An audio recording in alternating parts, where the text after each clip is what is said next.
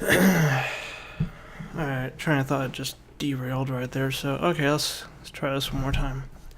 Alright, just a couple things to get to real quick here. First up, with any luck, Japanese and US relations are being mended as we speak. The Japanese Prime Minister, Shinzo Abe,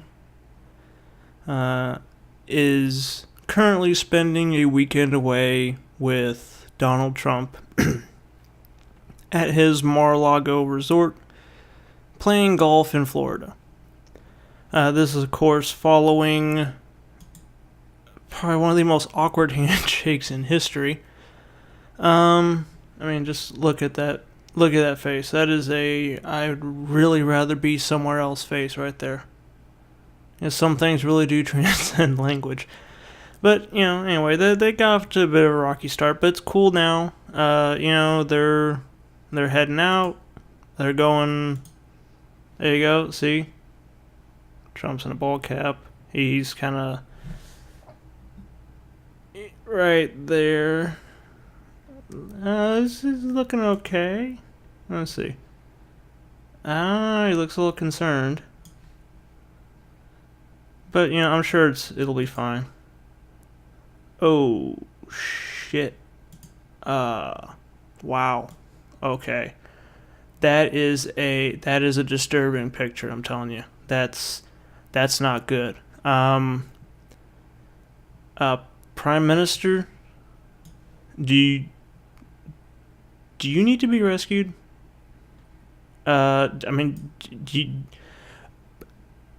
If you're in danger, blink twice. We'll get you. No, it's okay. I'm sure they got, I don't know, something. Japanese Special Forces, something standing by just in case. Just in case they got to pull him out of there. It looks like Trump might try to eat him. Yeah, but I'm sure they're standing by. They're ready and waiting. The code word is shit gibbon. He'll be fine. Don't worry. Oh god, I don't think, honestly, anyone who's followed the news, who's paid attention to everything, the Trump campaign and rhetoric and the way he acts and the way he's acted for years on The Apprentice and personal life, things he's done, so on and so forth. Honestly, not a single thing about that person, about him, makes me feel at least comfortable with him spending any kind of serious one-on-one time with the Japanese Prime Minister. Think about it. Japan, Donald Trump. People who pride, efficiency and politeness and, protocol, Donald Trump. Doesn't seem like something that would mesh well. Plus, God, Trump is an asshole. Okay. See, here's the thing. I've done a fair bit of research into various Asian cultures and. Okay, never mind. I watch YouTube videos, but it's same difference. It's valid information, but most Asian cultures, Japan included, put a lot of importance on face, and that's basically where you saving face or losing face. It's politeness. It's a protocol kind. For instance, it's rude. Say if someone offers in that part of the world, if someone offers to pay for dinner, it's okay to be oh, that's okay, but when they kind of no, I insist, you're expected to be okay, yeah, go ahead, because that helps them gain face. It helps them sort of gain standing or. So here's my theory, which kind of potentially explains the "get me the fuck out of here" look on that guy's face. I'm sure Trump suggested this whole idea, this whole weekend getaway. All right, now, bear bear with me. I'm sure he suggested it. So, we're talking about two leaders of nations together. The whole thing of issue of face and politeness and everything. Like, that's why that politeness and everything is such a big, well-known thing in Japan.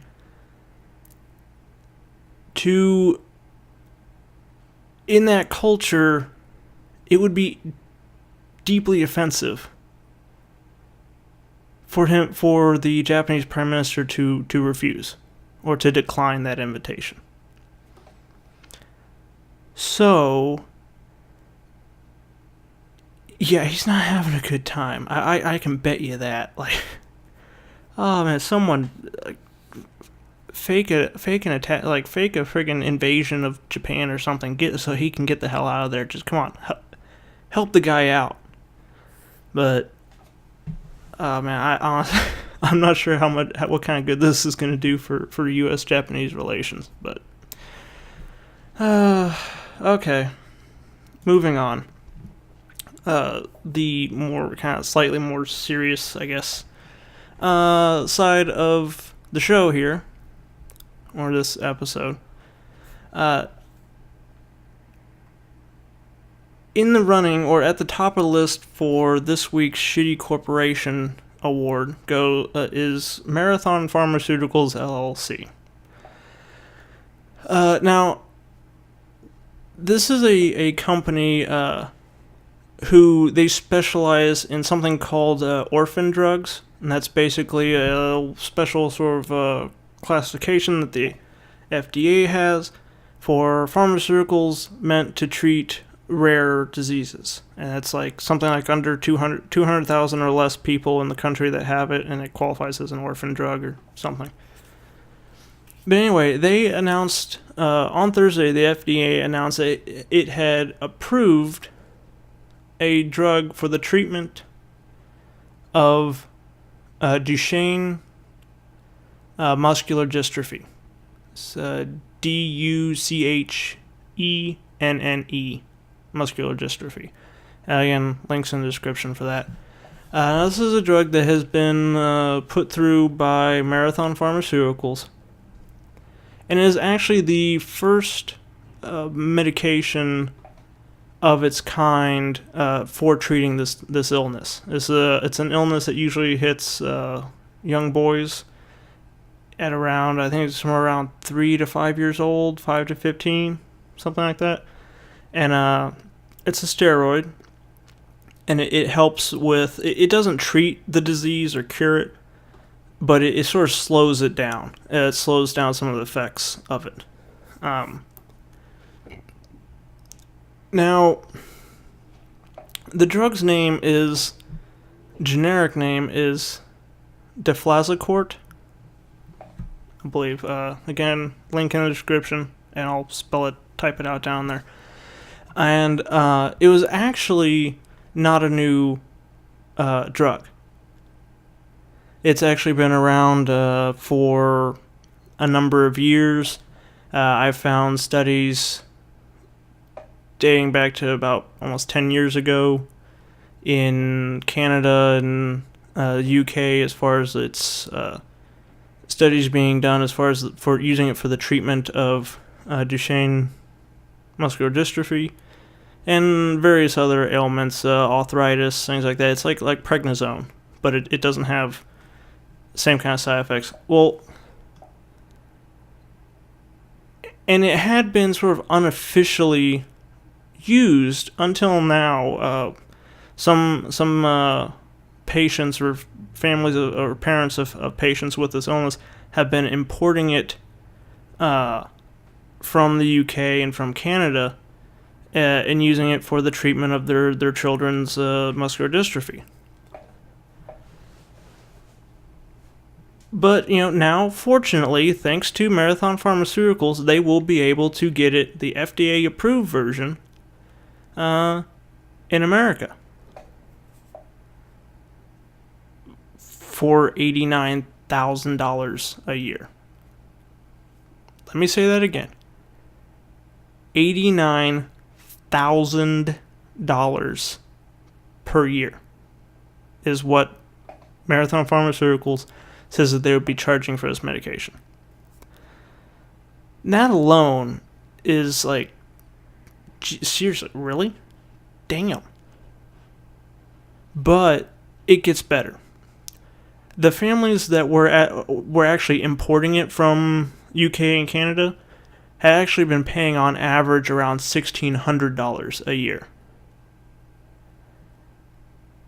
And the reason they were able to do that is because technically importing drugs from other countries that are not approved by the FDA is not legal. Now, the FDA, for a couple of reasons, sometimes kind of employs sort of a don't ask, don't tell kind of policy on the process because for a couple of reasons. One, if there isn't currently an FDA approved equivalent, then it's sort of like they can't really get it here anyway, so they kind of turn a blind eye to it there. And also too, in some cases, it's a PR thing. If it's just an end user, like if your grandma is prescribed a certain medication and she's on a fixed income, if she can go cross over the border to Canada and get it for like half the price, they don't really want you to open up your friggin' Sunday paper and see grandma in cuffs just because she's trying to get a better deal on her friggin' blood pressure medicine. So they usually kind of let it slide. However, they're not with this one, because there are some special things that apply in this case. Like, for instance, because it's for a rare disease, they're actually given like an extended period of time where Marathon Pharmaceuticals has the exclusive rights to produce it, and because of that, the FDA will not allow people to bring in the same drug for a shitload cheaper from some other country, for one. And that's the thing that really gets me about it, is that not only is this company jacking a price up from about $1,600 a year to $89,000. Again, say it with me, $89,000. But they didn't even do all the work on the drug, and that's their line. Oh well, it costs us. We're not going to sell that many of them because not many people have this illness, and it costs us so much money to do the research and the development on this medication. Yeah, well, here's the thing: they didn't. There's actually work going back on the generic, the Deflazacort drug, going back into like the early, like late 80s or something like that, I believe was when it was first produced. In fact, because there was a research already available, they were able to use some of that research to reduce their cost to when they applied for FDA approval. They were actually able to apply that research as opposed to having to do all of it themselves. One of the drug studies that they used was done in the early 90s that they were able to turn into the file with the FDA when they applied for approval. And on top of that, because when they applied, because of it being for a rare drug, they got all sorts of little perks in addition. Let's see, they were able to do things like, so when they applied for the approval, they received fast track designation, which they actually applied for the approval less than a year ago. It was like 6 months ago. And then priority review, which means basically it goes to the top of the list because there's nothing else on the market for it, that particular to treat that condition in that particular way. So it got priority review status. It also received an orphan drug designation, which is they get tax breaks. They actually get tax incentives to help offset the cost of the R&D. So they're getting help there as well. They also didn't have to do all the R&D themselves in the first place. And on top of everything else, they're also getting something called a Rare Pediatric Disease Priority Review Voucher. Now that's the biggie, the big one. I had to do a little bit of research into it and found out a Pediatric Disease Priority Review Voucher is a program intended to encourage the development of new drugs. And essentially, that voucher is basically a ticket to get your drug fast-tracked, or to get that priority review, which cuts like months off of the process to get approval done. And it's transferable. So they have this voucher now, and they could actually sell it to another company that wants to get one of their drugs fast-tracked or pushed through the system faster. In fact, I've read a few articles that say these things have actually sold for like tens of millions of dollars for these vouchers. Like if a company has one, they can sell it to another company and make millions off of it. Now, on top of everything, on top of all of that, the tax breaks, the accelerated approval, the fact they didn't have to do most of the research themselves anyway, they still feel that it's necessary to try to stick it to people trying to pay buy this medication so their kids live longer for $89,000 a year, when they were able to get it, and if it weren't illegal, would be still able to get it for less than $2,000 a year. So, yeah, that's my Dick Move of the Week award right there. So, there you go. And sorry for that little rant, if it ran a bit long, but again, I will post a number of links for this one in the description below if you want to do a little further reading. And, that's it for now. Like, comment, subscribe, and I'll see you next time.